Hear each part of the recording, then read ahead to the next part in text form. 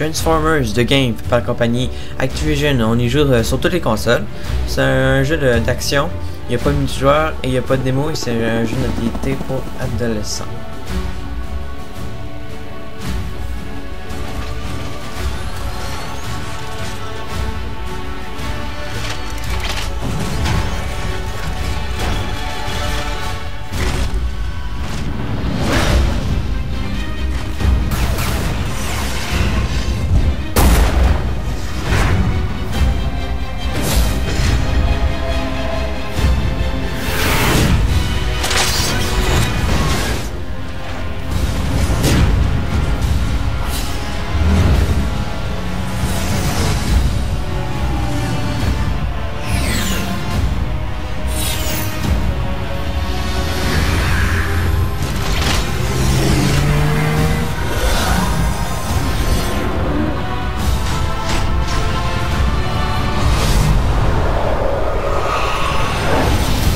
Quand on commence, ça commence toujours, chaque niveau commence toujours avec une vidéo pour dire où est-ce qu'on se situe dans le jeu.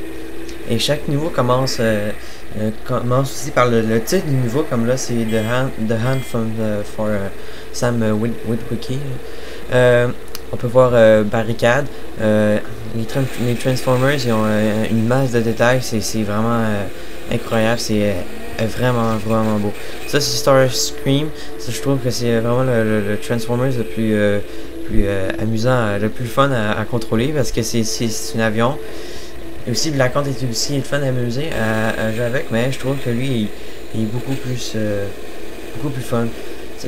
Aussi quand il se transforme, on voit tout ce qui se transforme, c'est vraiment bien fait. Et le jeu a été fait par ceux qui ont fait les Lego Star Wars, Traveler Tales, et c'est publié par Activision. Si qu'on veut refaire une mission, ils nous disent est-ce que tu veux refaire la mission, puis on accepte, on veut pas. Ça c'est Megatron, c'est le robot le plus c'est qui a plus de détails, c'est vraiment époustouflant, c'est magnifique. On est sur un niveau à la fin d'une campagne Decepticons. Les deux campagnes sont pas basées sur l'histoire. La campagne Autobo est basée sur l'histoire du film.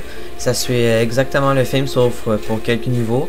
Et la campagne Decepticons, ben ça suit pas l'histoire. Pour ceux qui ont vu le film, ils vont comprendre, parce qu'on gagne le Lost Spark, puis on contrôle la galaxie. Ça, j'ai trouvé ça même le fun. Ça suit pas l'histoire, à part pour le début, pour Blackout, quand on commence au début à la base militaire.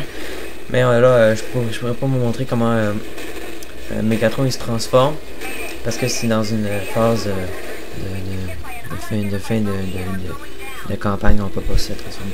Ça c'est Blackout. Quand on commence avec une vidéo, évidemment. Les vidéos sont bien faites, on dirait que c'est très réaliste. Je trouve ça beau. Et l'histoire est bien respectée, comme je l'ai dit. C'est mieux que Spider-Man 3, qu'il n'y a pas du tout suivi l'histoire.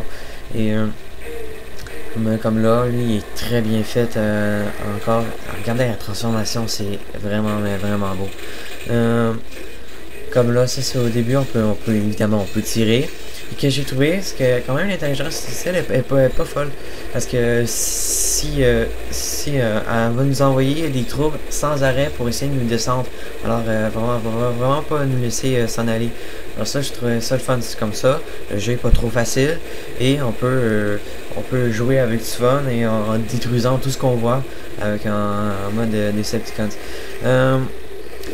Ça c'est le mort. Là on joue avec le scorpion. Le scorpion, on peut pas se transformer, on peut aller dans sous terre. Ça, j'ai trouvé ça super le fun. On joue au moins 2 fois dans le jeu. Comme on voit là, on va dans le sable.